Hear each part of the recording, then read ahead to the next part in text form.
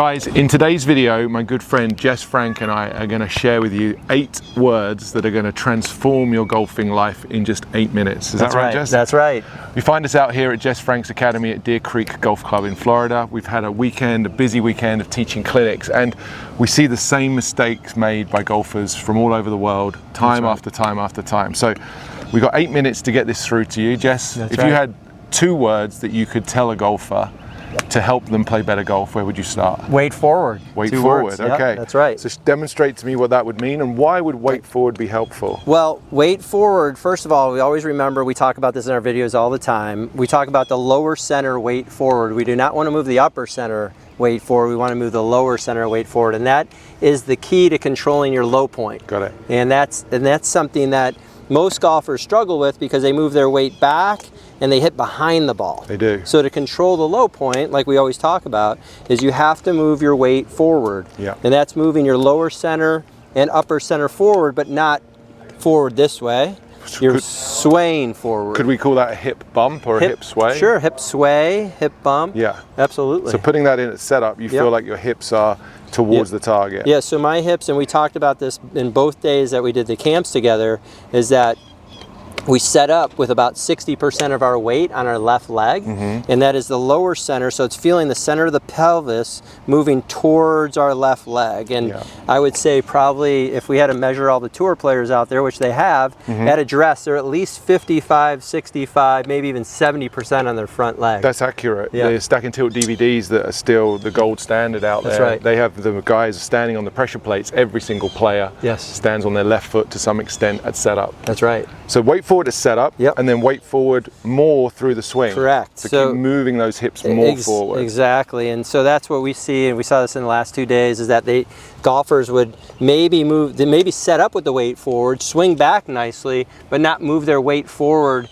enough on the downswing, and they still could hit behind it or cut across it and have some, the ball flights they don't want. That's very helpful. Yeah. So hear that message, guys. If you struggle with contact and you aren't trying to put your weight forward, the first 2 words, wait forward, you want to try and exaggerate those. Get out on the range, put your weight more forward than you currently do, more forward than you probably think you need to, and we think you'll enjoy the results. Yeah, absolutely. And if you're watching the Masters this weekend, you watch the last 2 players, Rory and Bryson, they move their weight, I would say, the most forward, and they hit it the farthest and the highest. Very good. Yes, very good. Good.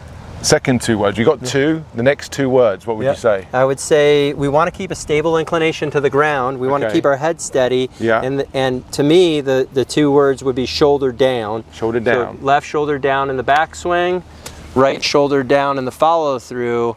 And from the down the line camera, that would keep me inclined to the ground. I'm not going to be lifting my head and shifting over here. So great advice. Just do that for me, Jess. So got it. From the front camera, Jess is talking about keeping a stable axis, so he's turning around a centered pivot.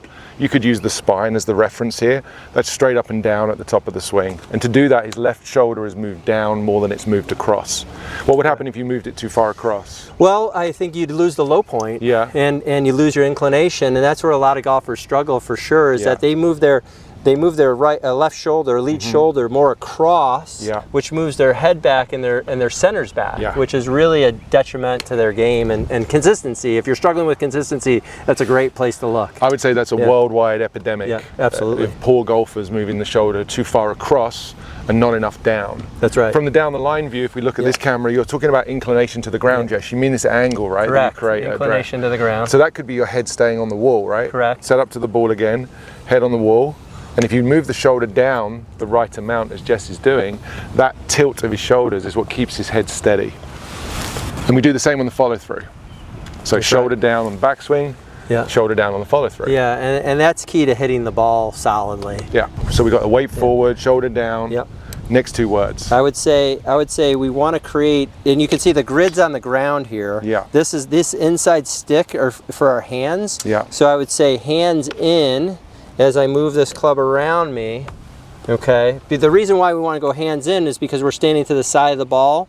We're playing with angled clubs that are bent, and so for us, for hands in, that moves that club around us enough to get the club deep enough behind us and not straight back. Because so many people we see swing straight up. Lift the arms. Swing across the ball. This way. Huge power leakage. Yep. Poor directional control. Yep, exactly. The grid gives some guidance. It's a roadmap. You use that term, Jess, all the time when we teach.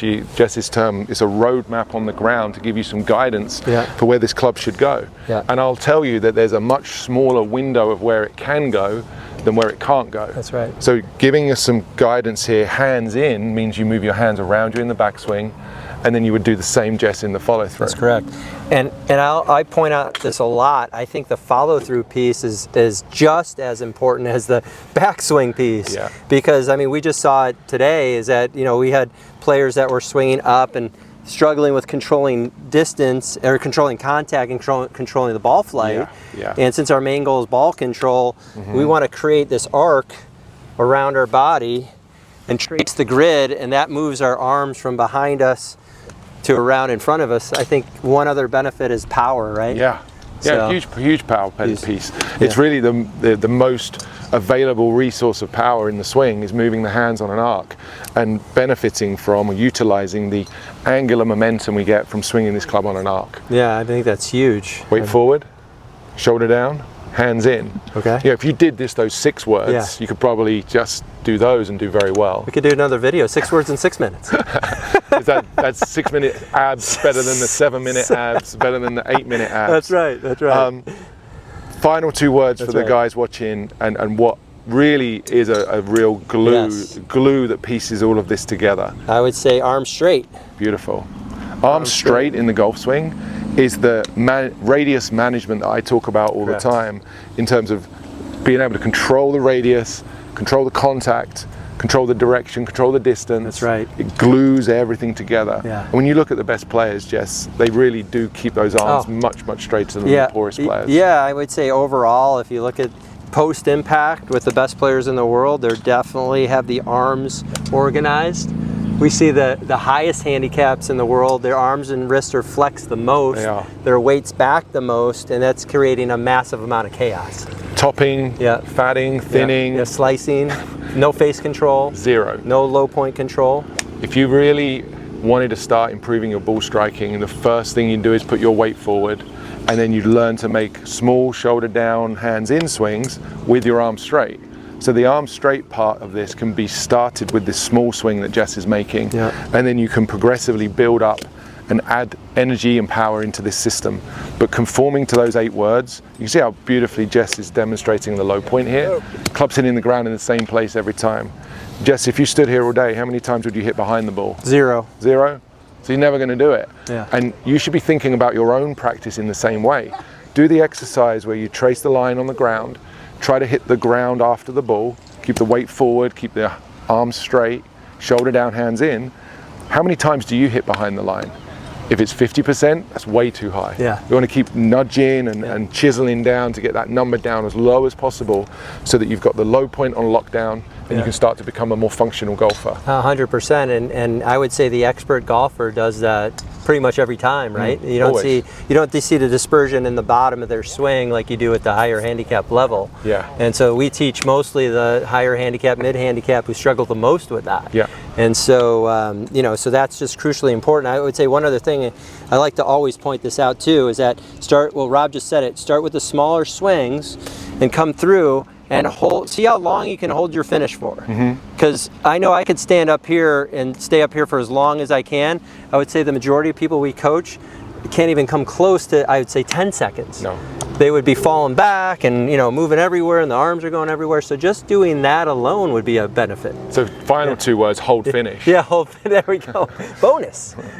We wanted to finish this by even distilling it back down to fewer words. I mean, if 8's too many for you to remember, I have a few people tell me they've got too many swing thoughts. That's right. Let's try and distill that 8 words, 10 words, back down into 2 or 3. What would you say? I would say centered. Centered. And I'd say arc. Arc, beautiful. Yeah. Centered being the turn around a stable pivot, and the arc being the club moving around you. If you just thought about the swing like that, just put your pivot in one spot, standing there, move the hands around, and keeping the weight on the front, Jess, as you just did.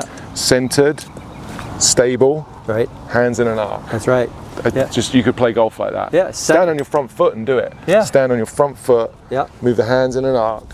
Hit the ball. Yeah. I think you'd see a significant uptake in ball striking and quality. Just those two things right there, centered and arc. You could play golf like that pretty successfully, I would say, and not have to think about too much. If you need to think about less than that, maybe you need to check if you have a pulse or not, right? That's right. You want to hit one out there for us to finish this up? And, absolutely. This is what you should be practicing, guys. This is the standard form. Weight forward.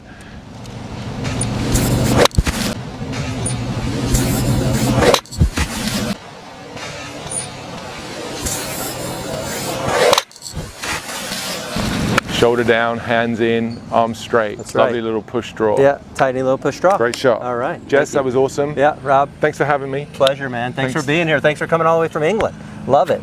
We'll be doing more of these. Yes, absolutely. Anyone who's interested in coming out to Florida and joining Jess and I for a half-day practice day, we run these throughout the year. There's details on our website, but if you'd like more information, you can go to the website, or you can click, and down below we'll put an email address and you can register your interest. Can't wait to get back to cold, rainy England. South Florida is going to miss you, Rob. I'll be back. Yeah. Thanks, right, Jess. Man. Thank Cheers, you, sir. buddy. Pleasure. Thanks. All right. Good work.